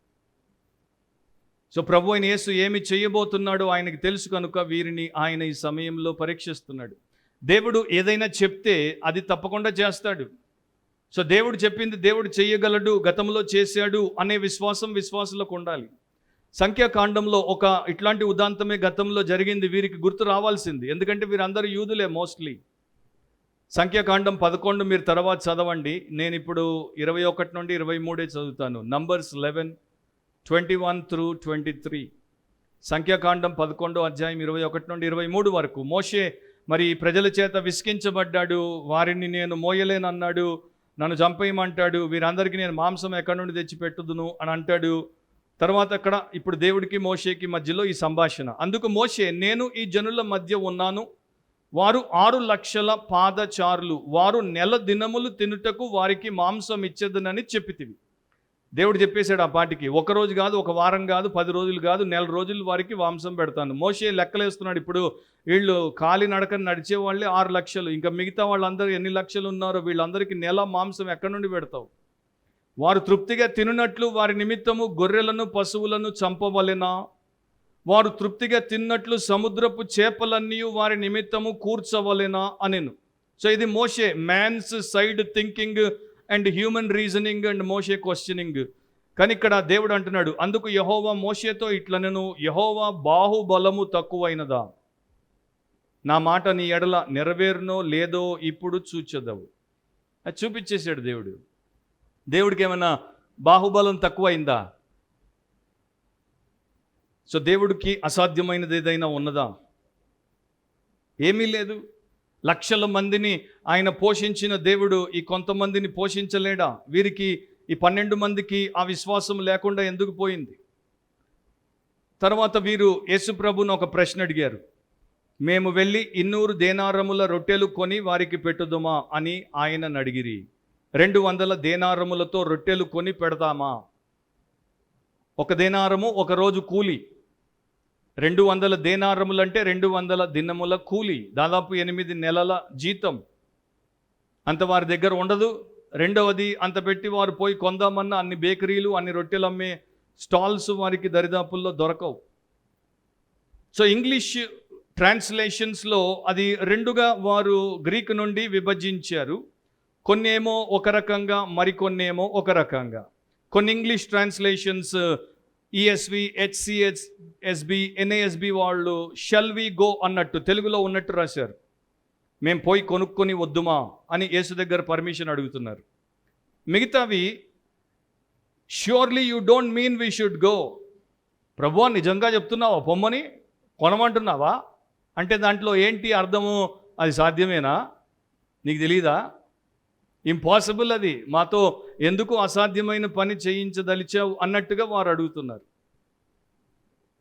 ఇదే ఉదంతం యోహాను 6లో ఉంది. యోహాను 6:5-6 వచనాల్లో, కాబట్టి యేసు కన్నులెత్తి బహుజనులు తన యొద్దకు వచ్చుట చూచి వీరు భుజించుటకు ఎక్కడి నుండి రొట్టెలు కొని తెప్పింతుమని ఫిలిప్పును అడిగాను. కానీ ఏమి చెయ్యనై ఉండెనో తానే ఎరిగి ఉండి అతనిని పరీక్షించుటకు అలాగడిగాను. సో ఆయన ఏమి చెయ్యబోతున్నాడో ఆయనకి తెలుసు. ఆయన అతన్ని ఫిలిప్పును ఇక్కడ శిష్యులను పరీక్షించడానికి ఆ ప్రకారం చేశాడు. సరే, వారు పరీక్షలో ఫెయిల్ అయిపోయారు. 38వ వచనం, అందుకు ఆయన మీ వద్ద ఎన్ని రొట్టెలున్నవి పోయి చూడుడని వారితో చెప్పాను. వారు చూచి తెలుసుకొని 5 రొట్టెలను 2 చేపలను నున్నవనిరి. ఇక్కడ యేసుక్రీస్తు గొప్పతనం ఏంటంటే తన శిష్యులు విశ్వాస విషయంలో బలహీనులు, బుద్ధిహీనులు అండ్ విఫలమైపోయినా కూడా ఆయన వారిని బట్టి ఈ జనము యొక్క అవసరత తీర్చకుండా ఉండలేదు. ఆయన కనికరం ఎంత గొప్పగా ఉందంటే, సరే వీరి సంగతి తర్వాత చూద్దాం, వీరికి నేర్పే తర్వాత నేర్పుదాం అని చెప్పి జనం అవసరత తీర్చడానికి మీ దగ్గర ఎన్నున్నాయో రొట్టెలు చేపలు చూడమంటే చూశారు. వాళ్ళు చూసి వచ్చి చెప్పారు, 5 రొట్టెలు 2 చేపలు ఉన్నాయి. సో ఆయన డైరెక్ట్గా ఆకాశం నుండి మన్నాను కురిపించినటువంటి దేవుడు అట్లాగే ఈసారి చేయొచ్చు, కానీ ఈసారి అట్లా చేయదలుచుకోలేదు.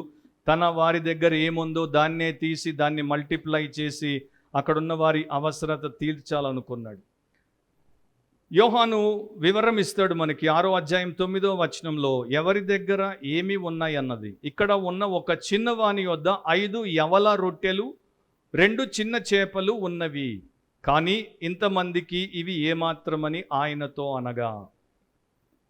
బైబిల్ని దేవుడు బాగా రాయించాడు, నాకు ఇష్టం అట్లాంటి రైటింగ్. అంటే ఇంతమందికి అవి ఏమాత్రం అంటే అది హ్యూమన్, ఇంకా మనిషిలాగానే ఆలోచిస్తున్నారు. దేవుడితో వ్యవహారం, కానీ మనిషికి ఉన్నంత విశ్వాసము దేవుడి మీద లేదు. మనిషి యొక్క వివేకము అక్కడ ఇంకా బయట కనపడుతుంది. ఇంతమందికి ఇవి ఏమాత్రం, నీ చేతుల్లో ఉంటే ఏమాత్రం అంతే మాత్రం, కానీ ఆయన చేతుల్లోకి పోతే ఏమాత్రం అమాంతం అయిపోద్ది. సో యవల రొట్టెలు, బార్లీతో చేసిన రొట్టెలు అండ్ చిన్న చేపలు. ఈ చిన్న చేపలు, ఆ రొట్టె సైజు ఆ టైంలో మామూలుగా మరి 1 ఇంచు మందము, చుట్టూ 8 ఇంచులు ఉండేది. సో 8 ఇంచుల పీటా సైజ్డ్ ఫ్లాట్ బ్రెడ్ అనమాట అది, 1 ఇంచు మందం.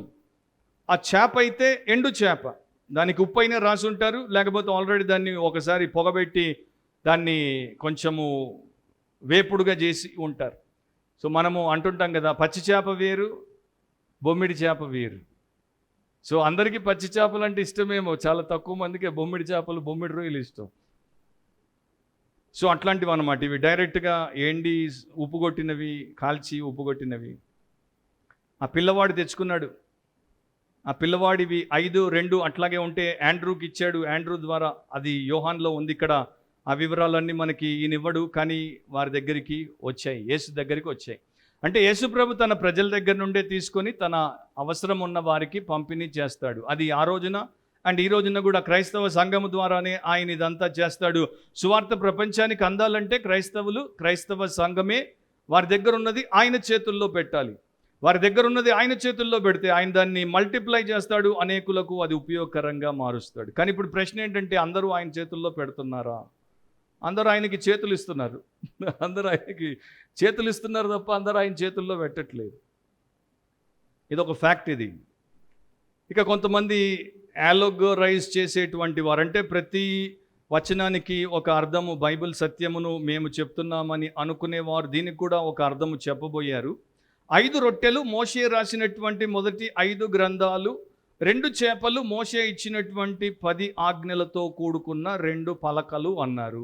పెద్ద బోధకుడు అన్నాడు, ఎవడు చెప్పాడో వాడు పెద్ద మూర్ఖుడు, అసలు అది ఇక్కడ ఉన్న అర్థమే కాదు. కానీ మీరు విని ఉంటారు ఇట్లాంటి యాలగరైజేషన్స్, ఓల్డ్ టెస్టమెంట్ నుండి తీసి న్యూ టెస్టమెంట్లో ప్రతిదానికి యాలగరైజ్ చేసి చెప్తారు. అది చాలా ఎక్కువగా ఉంది, పేరు మోసిన వాళ్ళు కూడా చెప్తారు అది చాలా బైబిల్కి అన్యాయము చేయడం అవుతుంది. సో అట్లాంటి బోధలు, అట్లాంటి విషయాల్లో జాగ్రత్త. Context is the master. ఆ కాంటెక్స్ట్ నేపథ్యం ఏంటి, అక్కడ ఆ రాసినటువంటి దైవ సేవకుడు ఆత్మపూర్ణుడు ఏం చెప్తున్నాడు, అదే మనకి ముఖ్యం, మనం అనుకున్నది కాదు. 39:40 అప్పుడు ఆయన పచ్చిక మీద అందరూ పంక్తులుగా కూర్చుండవలనని వారికి ఆజ్ఞాపింపగా, వారు 100 మంది చొప్పునను 50 మంది చొప్పునను పంక్తులు తీరి కూర్చుండిరి. సో యేసుప్రభు క్రమము కలిగినటువంటి దేవుడు. Is a God of order, is a God of detail. వివరాలతో కూడుకున్నటువంటి దేవుడు. సృష్టికి ఒక క్రమాన్ని పెట్టాడు, అది క్రమము తప్పదు. ఈ రోజున అది క్రమం తప్పుతుంది అంటే దానికి మానవుడే కారణము. మానవుడి యొక్క మూర్ఖత్వం, మానవుడి యొక్క పాపమే దానికి కారణం. కానీ దేవుడు పెట్టినటువంటి సృష్టి క్రమం అట్లాగే ఉంది. సో ఇక్కడ కూడా ఆయన భోజనానికి ముందు ఎలా పడితే అలా కావట్లేదు. ఆయన ఒక క్రమాన్ని, ఒక ఆర్డర్ని, ఒక అరేంజ్మెంట్ని తన శిష్యులతో చేయిస్తున్నాడు.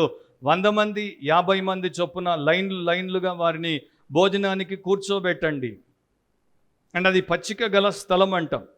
అది ఆ పచ్చిక గల అనగానే మనకి ఒక ప్రముఖ కీర్తన గుర్తుకు రావాలి. 23వ కీర్తన 2వ వచనం, పచ్చిక గల చోట్లను ఆయన నన్ను పరుండజేయుచున్నాడు. సో పచ్చిక గల చోట్ల వారికి ఆయన ఈ యొక్క ఆహారమును పెట్టాడు. అండ్ ఈ క్రమము అంతకుముందు పాత నిబంధనలో మనకి చూస్తాము. దేవుడు ఉదాహరణకి నిర్గమాకాండం 18వ అధ్యాయం 25వ వచనం ప్రకారం, ఎక్సడస్ 18:25లో, నిర్గమాకాండం 18:25లో ఇశ్రాయేలీయులందరిలో సామర్థ్యము గల మనుషులను ఏర్పరచుకొని 1000 మందికి ఒకనిగాను, 100 మందికి ఒకనిగాను, 50 మందికి ఒకనిగాను, 10 మందికి ఒకనిగాను న్యాయాధిపతులను ఏర్పాటు చేసి వారిని ప్రజల మీద ప్రధానులనుగా నియమించెను. సో ఈ ఆర్డర్ అనేది వారికి ముందే ఉంది. సో ఇప్పుడు 150 అందరినీ ఆయన వరుస క్రమంలో కూర్చోబెట్టాడు, ఎంతో ఆర్డర్తో కూర్చోబెట్టాడు. తర్వాత వారికి వడ్డన అనేది ప్రారంభమవుతుంది. సో దేవుడు పరిచర్యలో ఆర్డర్ అనేది చాలా ముఖ్యం. డిజార్డర్ అనేది ఉండకూడదు. నాకున్న ఒక అలవాటు ఏంటంటే, నేను ఎప్పుడైనా వేరే సభలకు వెళ్ళినప్పుడు, వేరే చర్చెస్కి వెళ్ళినప్పుడు, వేరే సేవకుల గృహాలకు వెళ్ళినప్పుడు, ఆ సేవకులకి స్టడీ అనేది ఉంటుంది. అంటే వారి ఆఫీసు లేకపోతే వారి లైబ్రరీతో కూడి వారు ఎక్కడైతే ప్రార్థన ప్రిపరేషన్ చేస్తారో అది ఉంటుంది. నేను అక్కడ మొదట చూసేది, వారికి పుస్తకాలు ఉంటే పుస్తకాలు అన్నీ కుదుటగా ఆర్డర్లో పెట్టబడి ఉన్నాయా, లేకపోతే చిందర వందరగా ఎక్కడ పడితే అక్కడ, కొన్ని ఇక్కడ, కొన్ని అక్కడ, కొన్ని ఉల్టా, కొన్ని పల్టా, అండ్ కొన్ని ఫ్లాటు, కొన్ని స్ట్రైటు అట్లా ఉన్నాయా. అది చూడగానే ఆయన పాస్టర్ పని లేక ప్రీచర్ పని, ఆయన ప్రసంగం ఎట్లా ఉంటుందో నాకు అర్థమైపోతుంది. ఎందుకంటే అక్కడ ఆర్డర్ లేదు అంటే నీలో ఆర్డర్ లేదు.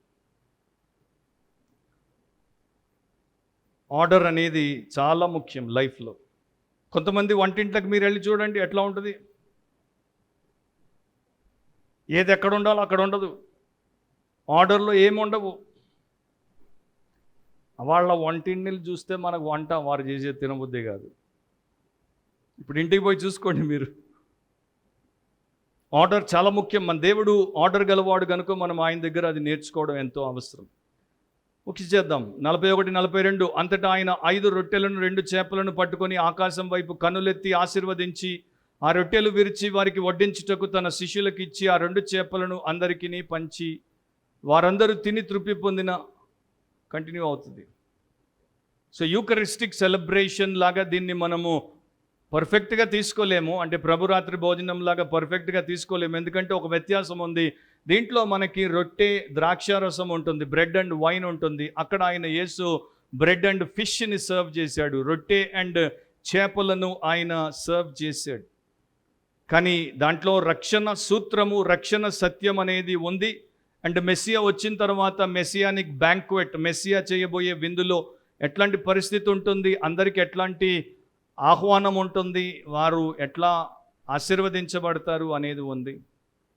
ఎందుకంటే యోహాను 6:41 అదే సత్యాన్ని ఆయన రాశాడు. కాబట్టి నేను పరలోకము నుండి దిగి వచ్చిన ఆహారం అని ఆయన చెప్పినందున. సో యేసుప్రభు చెప్తాడు, నేను పరలోకము నుండి దిగి వచ్చిన ఆహారాన్ని. మీరు క్షయమైన రొట్టె కొరకు కష్టపడద్దు, అక్షయమైన ఆహారము కొరకు మీరు ఎప్పుడు ఆశ పెట్టుకొని ఉండండి. అంటే ఈరోజు తిని రేపు మరి బహిర్భూమిలోనికి పోయేటువంటి ఆ రొట్టె కోసం మీరు బాధపడొద్దు, ఆశించొద్దు. మీకు నిత్య జీవపు రక్షణ అనుభవాన్ని ఇచ్చే జీవాహారాన్ని ఆశించండి. సో యేసు ప్రభు కన్నులు పైకెత్తాడు. యేసు కన్నులు ఎందుకు పైకెత్తుతాడంటే ఆయనకి అలవాటు ఉంది. మీరు వేరే వేరే చోట్ల సువార్తల్లో చదవచ్చు. ఇప్పుడు టైం లేదు, ఒక వచనం నేను చదువుతాను. యోహాను 11:41 యేసు కన్నులు పైకెత్తి, తండ్రి నీవు నా మనవి వినినందున నీకు కృతజ్ఞతాస్తుతులు చెల్లించుచున్నాను. లాజర్ సమాధి దగ్గర. సో యేసు కన్నులు పైకెత్తి తండ్రికి మొరపెట్టుకుంటాడు. అట్లా ఆయన కన్నులు పైకెత్తి ప్రార్థన చేశాడు. సో యూదులకి ఉన్నటువంటి టేబుల్ ప్రేయర్, బల్ల దగ్గర భోజనానికి ముందు వారు చేసేటువంటి ఒక సాధారణమైన ప్రార్థన ఎట్లా ఉంటుందంటే, ప్రపంచానికి రాజువు, దేవుడవు, ప్రభుడవు, నీకు కృతజ్ఞతాస్తుతులు. భూమి నుండి నీవు మాకు రొట్టెనిచ్చావు, అండ్ నీవు సృష్టించిన ప్రతి ఒక్కరిని దానితో నీవు పోషిస్తున్నావు, అందుకు నీ కృతజ్ఞతలు అని చెప్పి వారు రొట్టె తింటారు, ఆహారాన్ని తీసుకుంటారు. సో ప్రభు అయిన యేసు అట్లాంటి ప్రార్థన చేశాడేమో మార్కు మనకు చెప్పలేదు, బట్ యూదులకు అది అలవాటు. అండ్ ఆయన దాన్ని దీవించాడు. ఆ రొట్టెను ఆయన ఆశీర్వదించి అని ఉంది తెలుగులో, బ్లెస్డ్. మరి దేవుడిని దీవించి రొట్టెను దీవించి ఆ పని చేశాడా, లేకపోతే కేవలము రొట్టెను దీవించి దాన్ని విరిచాడా? గ్రీక్ గ్రామర్ ప్రకారం రెండూ కూడా ఆయన చేసి ఉండొచ్చు. అండ్ మోస్ట్లీ మొదటిది చేసి ఉండొచ్చు. అంటే దేవుడికి ఆయన కృతజ్ఞతాస్తుతి చెల్లించి తర్వాత దాన్ని విరిచి పెట్టాడు. అండ్ మూడవది మంచి పదం, అది ఆ రొట్టెలు విరిచి వారికి వడ్డించుటకు తగిన తన శిష్యులకి ఇచ్చాడు అనమాట. ఆయన ఆ బ్రెడ్ని ఇచ్చాడు, తర్వాత ఫిష్ని ఇచ్చాడు. ఫీజు లేకుండా ఇచ్చాడు. జాగ్రత్తగా వినండి, రొట్టె చేపలు ఫీజు లేకుండా ఇచ్చాడు, ఫ్రీగా ఇచ్చాడు. He did not cell. And ఆయనకి ఈరోజు ఆయన పేరు వాడుకునేటువంటి సోకాల్డ్ సేవకులకు ఉన్న తేడా ఏంటి? ఆయన రొట్టెకు రేటు పెట్టలేదు. ఆయన మినిస్ట్రీకి చాలా డబ్బు అవసరం. ఏమంటారు? ఆయన మినిస్ట్రీ సంచి ఒకటి ఉంది, దాని కోశాధికారి ఇస్కరియోతు యూదా. ప్రతి ఒక్కడు రొట్టెకు దేనారం సంచిలో వేయండి అంటే 15,000 దేనారాలు వచ్చేసేవి. లెక్కలేసుకోండి. ఇంటికి పోయి వీళ్ళందరూ 12 మంది ఎన్ని నెలలు పని పాట లేకుండా ఒక్కొక్క దేనారం ఒక్కొక్క రోజు కూలిలాగా పెట్టుకొని పనిచేసి ఉండేవాళ్ళు. దాంట్లో మనం తప్పు పట్టేవాళ్ళం కాదు. కానీ దేవుడు ఎప్పుడు ఫీజు లేకుండా ఫ్రీగా ఇస్తాడు. ఆ దేవుణ్ణి అడ్డం పెట్టుకొని అమ్ముకునే వారందరూ దౌర్భాగ్యులు, దరిద్రులు. అట్లాంటి వారి దగ్గరికి పోయేవారు వారికన్నా 1000 రెట్లు దౌర్భాగ్యులు, దరిద్రులు. ఇంకా దాంట్లోకి పోతే ఇంకో గంట పోతాను, వద్దులేండి ఇప్పుడు అది. మీరు అనుకోవచ్చు ఎప్పుడు ఈయన ఇక్కడి నుండి ఇక్కడికి తీసుకుని వస్తాడు. అది దేవుడు నాకు ఇచ్చిన భారం అన్నమాట. అబద్ధ బోధకు వ్యతిరేకంగా, ప్రాస్పెరిటీ గాస్పుల్కి వ్యతిరేకంగా బోధ చేయమని 1997 నుండే దేవుడు నాలో ఆ అగ్నిని పెట్టాడు. కనుక అవకాశం వచ్చిన ప్రతిసారి వాక్యం నుండి దాన్ని చెప్తూనే ఉంటాను. 14:22లో మార్కు సువార్తలోనే, వారు భోజనము చేయుచుండగా ఆయన ఒక రొట్టెను పట్టుకొని ఆశీర్వదించి విరచి వారికిచ్చి, మీరు తీసుకొనుడి, ఇది నా శరీరం అనెను.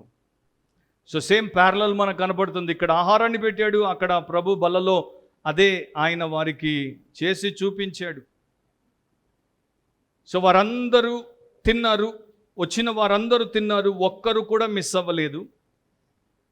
వారందరూ తిని 42లో, సో ఎన్ని వేల మంది ఉన్నారో అన్ని వేల మంది ఆ రొట్టె తిన్నారు, ఆ చేప తిన్నారు.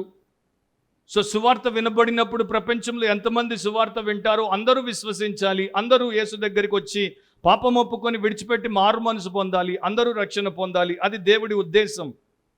ఇక్కడైతే అందరూ తిన్నారు, కానీ సువార్త విషయంలో అందరూ అట్లా ముందుకు రాకపోవడం అనేది దురదృష్టకరం, దుఃఖకరం. తృప్తి పొందిన తర్వాత, వారందరూ తిన్న తర్వాత వారికి తృప్తి కలిగింది. సో దేవుడు మాత్రమే మనకి తృప్తినివ్వగలడు. దేవుడు లేకుండా మనం ఎంత మంచి ఆహారము తిన్నా తృప్తి ఉండదు. త్రేపులు రావచ్చు, తృప్తి ఉండదు. కానీ దేవుడు ఒక్కడే మనకి తృప్తినిస్తాడు. అండ్ వాళ్ళందరూ తిన్న తర్వాత, అన్ని వేల మంది తిన్న తర్వాత ఇంకా మిగులుంది. మిగిలిన చేపలను, రొట్టెలను, రొట్టె ముక్కలను 12 గంపెళ్ళు ఎత్తిరి. సో 12 బాస్కెట్స్ నిండా ఎత్తారు. దాని గురించి కూడా ఒక యాలగరీ ఉంది, అది చెప్తే ఇంకా నవ్వుతారు మీరు. కొద్దిగా 12 గంపలు అంటే దేవుడు ఏది వేస్ట్ చెయ్యడు అనేది మనకు అక్కడ చూపిస్తున్నాడు. 12 మంది ఉన్నారు శిష్యులు. సో 12 గంపలు వారికి ఇచ్చి ఏం చేయించాడో మనకు తెలియదు. ఆ రొట్టెలు తినిన వారు 5,000 మంది పురుషులు. మార్కు 5,000 మంది పురుషులు అంటాడు. మత్తయి మాత్రము 14:21 మత్తయి సువార్తలో, స్త్రీలను పిల్లలను కాక తినిన వారు ఇంచుమించు 5,000 మంది పురుషులు అంటాడు. సో అట్లా ఆ యొక్క దాదాపు 15,000 అయి ఉండొచ్చు అనే లెక్క వచ్చింది. పాత నిబంధనలో ఒక ఎగ్జాంపుల్ ఉంది, అది మీరు 2వ రాజులు 4వ అధ్యాయంలో చూసుకోవచ్చు. ఎలీషా కాలంలో 100 మంది వస్తే 100 మందికి 20 రొట్టెలు ఎట్లా పెట్టగలమని పనివారు అడిగితే ఎలీషా అంటాడు, నువ్వు వడ్డించు, యెహోవా సరిపోతాయి అన్నాడు, సరిపిస్తాడని. సో యెహోవా సెలవిచ్చినట్లు వారందరూ తిన్న తర్వాత ఇంకా మిగిలిపోతాయి. సో దేవుడికి అసాధ్యమైంది ఏమీ లేదు. దేవుడు చెప్తే దేవుడు చేస్తాడు. దేవుడు చేయమన్నది మనం చేయడానికి విశ్వాసంతో మనం ఎప్పుడు సిద్ధపడి ఉండాలి. అండ్ ఆ ప్రకారం దేవుణ్ణి ఘనపరచాలి. సో ముగింపులో ఈ మిరకిల్ ఎందుకు ఆయన అక్కడ చేసి చూపించాడు? ప్రధానంగా ప్రపంచానికి ఆయనే జీవాహారపు రొట్టె అయి ఉన్నాడు. ఆయన ద్వారానే ప్రతి ఆత్మ తృప్తి చెందాలి, ప్రతి ఆత్మ రక్షణ పొందాలి. సో ఆయన ఇచ్చే ఆత్మ సంబంధమైనటువంటి ఆహారంలో ఏముంటుంది? సత్యం ఉంటుంది, నీతి ఉంటుంది, ప్రేమ ఉంటుంది. దాని ద్వారా మనుషులు రక్షించబడాలి. అండ్ ఈ పనిని తన సేవకుల చేతుల ద్వారా చేశాడు. 12 మంది పోయి పంపిణీ చేశారు, వడ్డీన చేశారు, వారి ద్వారా దేవుడు దాన్ని చేశాడు. సో మన ద్వారా ఆయన ఈ పనిని చేస్తాడు. దేవదూతలు పైనుండి తొంగి చూస్తున్నాయి చేయడానికి దేవుడు చెప్తే, కానీ దేవుడు వారికి ఇవ్వకుండా మనకిచ్చాడు. మనము చేస్తే దేవుడు సంతోషిస్తాడు, మనం దీవించబడతాం. మరి మీరు మీ చేతుల్లో ఉన్నది ఆయన చేతుల్లో పెడితే ఆయన దాన్ని పెంచి విస్తరింపజేసి మీ చేతుల్లో పెడితే మీరు పంపిణీదారులుగా పోతున్నారా లేరా ఆలోచించుకోండి. ఇంకా రక్షణ పొందకపోతే, ఇంకా యేసు ఇచ్చిన లేక యేసు అనే జీవాహారాన్ని మీరు తిని తృప్తి చెందకపోతే ఇది మంచి సమయం. సో 3 విషయాలు దీంట్లో మనకి దేవుడు చూపించాడు. ఒకటి, ద ప్రొవిజన్ ఆఫ్ రెస్ట్, విశ్రాంతికి సమకూర్పు. రెండవది, ద ప్రొవిజన్ ఆఫ్ రిఫ్రెష్మెంట్స్, వారి యొక్క దేహాలు సేద తీరినట్లు రొట్టె చేపలు ఆహారం. మూడవది ద ప్రొవిజన్ ఆఫ్ రిడెంప్షన్, వారి విమోచన కొరకు ఆయన ఏర్పాటు చేశాడు. అంత గొప్ప దేవుడు మన దేవుడు, మన ప్రభు అయిన యేసుక్రీస్తు. దాన్ని బట్టి ఆయనకి కృతజ్ఞతలు. తలంచండి, కళ్ళు మూసుకుని ప్రార్థనలో ఏకీభవించండి. రక్షణ లేని వారు ఆ రక్షకుడిని ఆశ్రయించి ఇప్పుడే రక్షించబడండి. ఆయన సిలువలో మీ కొరకు తన రక్తమును చిందించాడు, తన ప్రాణమును దారపోసాడు, శ్రమ అనుభవించాడు, చనిపోయి సమాధి చేయబడి మూడవ దినమున తిరిగి లేచాడు. ప్రయాసపడి భారం మోసుకొని వచ్చిన సమస్త జనులారా నా యొద్దకు రండి, నేను మీకు విశ్రాంతినిస్తును అంటున్నాడు. అండ్ రక్షించబడినటువంటి వారు దేవుడి యొక్క సేవకులముగా ఉండాలి. అండ్ సేవలో కూడా మధ్య మధ్యలో విశ్రాంతి తీసుకుని తిరిగి మనము పునరుజ్జీవింపబడి అధిక బలముతో అధిక ఉత్సాహంతో సేవలో ముందుకు సాగాలి. అది దేవుడి ఉద్దేశం. మన దగ్గర ఉన్నది ఆయన చేతుల్లో పెడితే ఆయన ప్రపంచానికి దీవెనకరంగా చేస్తాడు. ప్రేమగల మా తండ్రి, ఈ ఉదయం నీ వాక్యమును బట్టి నీ కృతజ్ఞతలు. వాక్యము మేము వినువారు మాత్రమై ఉండి మమ్మను మేము మోసపుచ్చుకొనక వాక్యమునకు విధేయులమై వర్ధిల్లి నిన్ను మహింపరిచినట్లు, నీ ద్వారా అనేకులకు మేము మేలుకరంగా మాదిరికరంగా ఉండనట్లు సహాయము చేయమని యేసుక్రీస్తు నామమును అడిగి ప్రార్థిస్తున్నాం తండ్రి. ఆమెన్.